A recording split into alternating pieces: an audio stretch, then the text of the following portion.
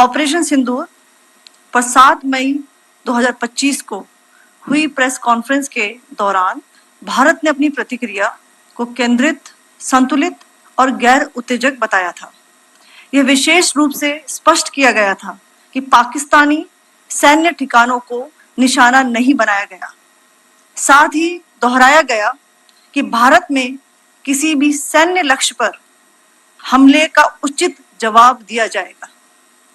7 से 8 मई 2025 की रात को पाकिस्तान ने उत्तरी और पश्चिमी भारत में स्थित कई सैन्य ठिकानों को, जैसे कि अवंतीपुरा, श्रीनगर, जम्मू, पठानकोट, अमृतसर, कपूरथला, जालंधर, लुधियाना, आदमपुर, भटिंडा, चंडीगढ़, नाल, फलौदी, उत्तरलाई और भुज पर ड्रोन और मिसाइलों से हमला करने का प्रयास किया। इन हमलों को इंटीग्रेटेड काउंटर यूएस ग्रिड और वायु रक्षा प्रणालियों द्वारा निष्क्रिय कर दिया गया। इन हमलों का मलबा कई स्थानों से बरामद हुआ, जो कि पाकिस्तानी हमलों का प्रमाण है। On the night of 7th May 2025, Pakistan attempted to engage a number of military targets in northern and western India using drones and missiles. These places included Avantipura, Srinagar, Jammu, Pathankot, Amritsar, Kapurthala, Nal, Jalandhar, Ludhiana, Adampur, Bhatinda, Chandigarh, Falodi, Uttarlai and Bhuj. These were neutralized by the integrated counter unmanned aerial system and other air defense systems. The debris of these attacks is now being recovered from a number of locations that prove the Pakistani attacks. आज सुबह भारतीय सशस्त्र बलों ने पाकिस्तान के कई स्थानों पर वायु रक्षा रडार और प्रणालियों को निशाना बनाया।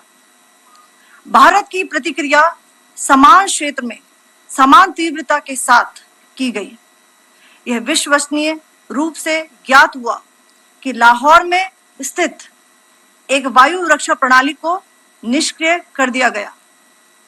Today morning, Indian Armed Forces targeted air defense radars and systems at a number of locations in Pakistan.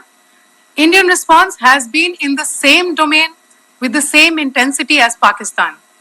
It has been reliably learnt that an air defense system at Lahore has been neutralized. Pakistan ने नियंत्रण रेखा पर आकरण गोलीबारी की तीव्रता बढ़ा दी है, जिसमें कुपवाड़ा, बारामूला, उरी, पुंछ, मेंढर और राजौरी क्षेत्रों में मोर्टार और भारी तोपखाने का इस्तेमाल किया जा रहा है। Pakistan has increased the intensity of its unprovoked firing across the line of control using mortar and heavy calibre artilleries in areas in Kupwara, Baramulla, Uri, Poonch, Mendhar and Rajouri sectors in Jammu and Kashmir. 16 innocent lives have been lost, including 3 women and 5 children, due to the Pakistani firing. Here too, India was compelled to respond to bring mortar and artillery fire from Pakistan to a halt. Indian Armed Forces reiterate their commitment to non-escalation, provided it is respected by the Pakistan military. Jai Hind.